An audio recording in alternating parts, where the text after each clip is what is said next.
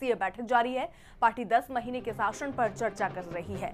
कार्यकारिणी को संबोधित करते हुए अमित शाह ने कहा कि पार्टी ने 10 महीनों में भ्रष्टाचार मुक्त शासन किया है। उधर प्रकाश जावड़ेकर ने बताया कि बीजेपी जल्द ही महासंपर्क अभियान चलाने जा रही है, जिसमें घर घर जाकर लोगों से संवाद किया जाएगा, उनकी समस्याएं जानी जाएंगी ताकि हम लोगों से जुड़ सकें, आम आवाम से जुड़ सके। अब इसके लिए राह पकड़ ली है मोदी के जितने भी धुरंधर हैं। बेंगलुरु में बीजेपी राष्ट्रीय कार्यकारिणी की 2 दिवसीय बैठक ये जारी है। 10 महीने के शासन पर चर्चा हो रही है। साथ ही साथ आपको यहाँ ये भी बता दें कि कार्यकारिणी को संबोधित करते हुए अमित शाह ने कहा है कि पार्टी ने 10 महीने में भ्रष्टाचार मुक्त शासन किया है। कार्यक्रम करेंगे, एक तो महासंपर्क करेंगे अभियान। वो महासंपर्क अभियान से हम घर घर जाएंगे, ऐसे बने 10 करोड़ सदस्यों के घर जाएंगे और उनको पार्टी में सक्रिय बनाने के लिए उनको प्रोत्साहित करेंगे। हम जो सबसे बड़ी पार्टी बनी है तो इसमें बहुत बड़ी सफलता है कार्यकर्ताओं की। प्रधानमंत्री नरेंद्र मोदी जी का यह हमेशा आग्रह रहा कि भाई हर बार केवल चुनाव लड़ना राजनीति नहीं है, हर बार केवल राजनीति ही करना राजनीतिक पार्टी के कार्यकर्ताओं का काम नहीं है। समाज की जो अन्य समस्या है, जो अराजनीतिक काम है, जो सामाजिक काम है, उसको भी हमें निश्चित रूप से ये करना चाहिए और इसलिए 4 बड़े कैंपेन्स का तय हुआ है, 2 नई है। महाराष्ट्र में चुनाव हम जीते, हरियाणा में जीते, झारखंड में जीते, जम्मू कश्मीर में शानदार सफलता मिली और आज 12 राज्यों में 8 राज्यों में भारतीय जनता पार्टी अपने बलबूते पर सरकार में है और 4 राज्यों में हम एनडीए के पार्टनर्स के साथ और हम सत्ता में है। तो ये बहुत बड़ी उपलब्धि एक तरह से 2014 भारतीय जनता पार्टी के लिए। बेटी की भ्रूण हत्या न हो, बेटी की पढ़ाई अच्छी हो, उसका भविष्य अच्छा बने, वो संबल और सक्षम बन के बहुत अभिमान से समाज में जिए और अपना काम करे, इस तरह का एक हमारी स्त्री शक्ति का निर्माण करना, इसके लिए बेटी बचाओ बेटी पढ़ाओ इस अभियान में भी हमारे कार्यकर्ता जुटे। हमारी प्राथमिकता गांव, गरीब, किसान, मजदूर, दलित, रोजगार यही है और यही रहेगी। चलिए, प्राथमिकताएं भी यहाँ पर प्रकाश जावड़ेकर ने बता दिया, साथ ही साथ उपलब्धियां भी गिनाने से चूके नहीं है, वो सीधे रुक कर लेते हैं। अरविंद हमारे साथ, हमारे सहयोगी इस वक्त जुड़ चुके हैं। अरविंद, एक बात बिल्कुल साफ है कि कहीं ना कहीं बंगाल और बिहार में चुनाव होने वाले हैं, उसके लिए रणनीति और मंथन का दौर शुरू हो गया है। सवाल यही बड़ा है कि क्या मोदी की जो ये फौज है वो जीत दिला पाएगी क्या? देखिए, जो कार्यकारिणी की बैठक हो रही है, निश्चित तौर पे तमाम कई मुद्दे हैं जिसपे मंथन पार्टी कर रही है और रणनीति बना रही है।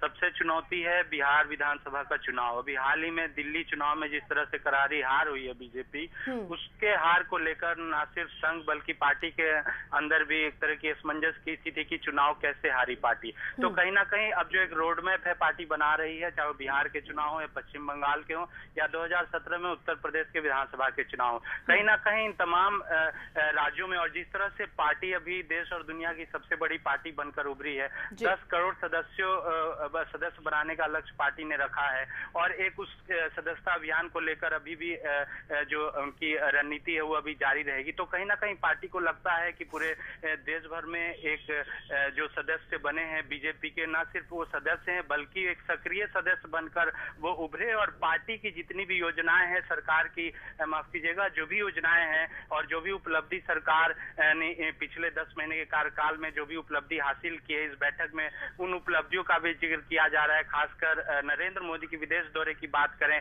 जो विदेश नीति है उस पर भी प्रस्ताव लाया जाएगा और कहीं ना कहीं राजनीतिक और विदेश नीति को लेकर सरकार जो है अपना वो पीठ थपथपा रही है और खासकर भ्रष्टाचार। अरविंद, लेकिन एक बात यहाँ गौर करने वाली है, नरेंद्र मोदी की अगर बात करें तो कमियों और जो खूबियां होती दोनों से बहुत सीखते हैं। बात चाहे विपक्षियों की हो, कांग्रेस में जो कमी रह गई वो अपने जो भी उपलब्धियां थी उसको जनता तक नहीं पहुंचा पाए, जिसके लिए अब काम मोदी सरकार करती हुई नजर आ रही है। साथ ही साथ अरविंद केजरीवाल की बात करें तो डोर टू डोर जो कैंपेन उन्होंने की उससे एक बड़ी सफलता मिली, अब वही रणनीति बीजेपी भी बना रही है। देखिए, जाहिर सी बात है, घर घर तक जाके सरकार की योजनाओं के बारे में लोगों को जानकारी उपलब्ध कराएं। बीजेपी के जितने भी सक्रिय कार्यकर्ता हैं, तो एक अभियान पार्टी चलाएगी और निश्चित तौर पे जैसे भूमि अधिग्रहण बिल है, उसको लेकर विपक्ष के निशाने पर है सरकार। कांग्रेस पार्टी लगातार इस मुद्दे पर सरकार को घेरने की कोशिश कर रही है। पिछले सत्र में भी आपने देखा, तो कहीं ना कहीं सरकार को लगता है कि भूमि अधिग्रहण बिल जो है उसको किसानों तक कैसे उसकी खूबियां हैं कि उनको पहुंचाया जाए, और एक अभियान भी पार्टी चलाएगी। और अगले महीने मई से एक पूरा नेशन वाइड बीजेपी रैली भी करेगी और इसकी शुरुआत नितिन गडकरी करेंगे रांची में। चलिए अरविंद, बहुत बहुत शुक्रिया हमसे जुड़ने के लिए, तमाम जानकारी हम तक पहुंचाने के लिए। तो बीजेपी राष्ट्रीय कार्यकारिणी की हम बात कर रहे हैं। बेहद अहम ये राष्ट्रीय कार्यकारिणी की बैठक रही और इस बैठक में भाषण देने वालों की सूची में अगर बात करें तो आडवाणी का नाम नहीं होने पर विरोधियों ने अब चुटकी लेना शुरू कर दिया है। कांग्रेस के नेता पीसी चाको ने कहा कि मोदी सभी वरिष्ठ नेताओं को साइडलाइन कर रहे हैं, तो जेडीयू नेता केसी त्यागी ने कहा कि रिटायरमेंट प्लान के तहत आडवाणी को भी बीजेपी ने रिटायर कर दिया है। Controversies as the reports indicate, not only that Advani ji is not speaking, Advani ji sidelining Advani ji and other senior leaders, they started since Mr. Narendra Modi is coming to Delhi. And so all the senior leaders are very much disappointed. That is, if the news is any indication, that is how we understand. ये वृद्धावस्था pension योजना के तहत इनका retirement मान लिया गया है। तो एक बड़ा मुद्दा यहां मिल गया है। अब मुद्दा क्यों मिला ये भी आपको बता दें, क्योंकि आडवाणी केवल एक बार ऐसा हुआ है जब से बीजेपी का गठन हुआ है 1998 से, तब से लगातार आडवाणी जो है वो समापन भाषण देते आए हैं, लेकिन इस बार उन्हें साइड कर दिया गया, जिसके कारण विरोधी जो हैं वो अब स्वर उठाते जा रहे हैं, लगातार इस बात को कहते जा रहे हैं। तो एक तरफ दो तस्वीरें जरा देखिए, बीजेपी का मंथन शुरू है लेकिन कांग्रेस जो है वो प्रदर्शन भी कर रही है। हालांकि उसके मुद्दे जो हैं वो परेशानियों का सबब जरूर है यहां पर केंद्र सरकार के लिए, और ऐसे में राष्ट्रीय कार्यकारिणी की जो मंथन ये बैठक हो रहा है उसमें मंथन चल रहा है, आखिरकार किस प्रकार से विपक्षियों से बचा जाए। एक तरफ बीजेपी चिंतन कर रही है तो दूसरी तरफ कांग्रेस बीजेपी को घेरने का एक भी मौका खोना नहीं चाह रही। बेंगलुरु में यूथ कांग्रेस ने जमकर हंगामा किया। दूसरी तस्वीर में आप देख सकते हैं ये लोग कालाधन और भूमि अधिग्रहण बिल का विरोध कर रहे थे। प्रदर्शनकारियों ने पुलिस बैरिकेडिंग को तोड़ने की कोशिश भी की और उग्र होते प्रदर्शनकारियों पर काबू पाने के लिए पुलिस को बल का इस्तेमाल भी करना पड़ा इन्हें रोकने के लिए। तो बीजेपी का मंथन जारी है लेकिन कांग्रेस घेरने की पूरी कोशिश में भी है। उधर कांग्रेस ने बीजेपी पर निशाना साधा है। कांग्रेस ने बीजेपी राष्ट्रीय कार्यकारिणी की बैठक को ब्रेन वॉश सेशन बताया। Bangalore session of the BJP National Executive is a brainwashing session because the MPs and leaders of the members of the executive who come from the farmers area, the rural belt, they very strongly feel that the policy of the BJP government on this land acquisition issue is anti-farmer and pro-corporate. And this opinion is coming again and again in the committee. And as we hear from or read from the reports, that they are arranging a PowerPoint presentation to convince or brainwash the National Executive members. That shows that where this government is. National executive Bharatiya Janata party का जो बेंगलोर शहर में चल रहा है, बेंगलोर में सबसे बड़ा पंचतारा होटल में ये नेशनल एग्जीक्यूटिव करते हैं। इन लोगों का पॉलिटिकल एजेंडा क्या हो सकता है आप सोच लीजिए। ना गरीब, ना किसान, ना महिला के बारे में ये लोग कुछ टिप्पणी नहीं कर सकता है। वो भी जो पंचतारा होटल है वो पब्लिक सेक्टर था, उसको बहुत कम दाम में ये लोग बेच चुके हैं। उसका पूरा गिफ्ट मिल रहा है इन लोगों को, भारतीय जनता पार्टी को। आगे आने वाले दिनों में पता चलेगा।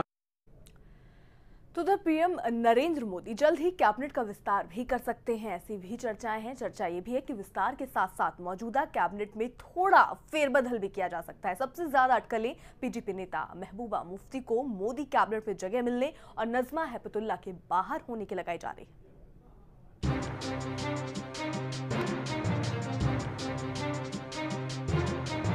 मोदी सरकार के 10 महीने पूरे होने के बाद केंद्रीय मंत्रिमंडल में एक बार फिर विस्तार के आसार हैं।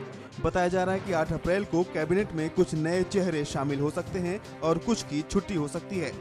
सबसे ज्यादा चर्चा पीडीपी सांसद महबूबा मुफ्ती और शिवसेना के राज्यसभा सांसद अनिल देसाई को केंद्रीय कैबिनेट में शामिल करने को लेकर हो रही है।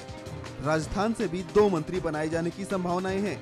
इसके अलावा बीजेपी से राज्य मंत्री मुख्तार अब्बास नकवी को कैबिनेट मंत्री का दर्जा दिया जा सकता है, जबकि अल्पसंख्यक मामलों की मंत्री नजमा हेपतुल्ला को कैबिनेट से हटाए जाने की अटकलें हैं।